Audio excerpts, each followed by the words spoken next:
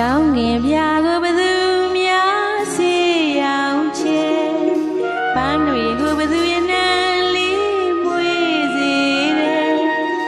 ငှက်တွေကိုကွယ်ဘသူတွေတေးဆိုတဲ့နေတွေးမရဘူးကွယ်တွေးမရဘူးရှင်ရဲ့အချစ်ဆိုတာပဲကဘာကစားလေတယ်အတွေးခေါ်ပညာရှင်ဆိုတယ်တေးလင်ကဒီပနီအချစ်ကြနှွေမယ်ဖွင့်ဆိုခဲ့တာကြားနာဘူးပါတယ်အာရနေဧဝကစားတယ်စာမမတားဘူးခဲ့တယ်ဒါပေမဲ့နားမရှင်းပါကွယ်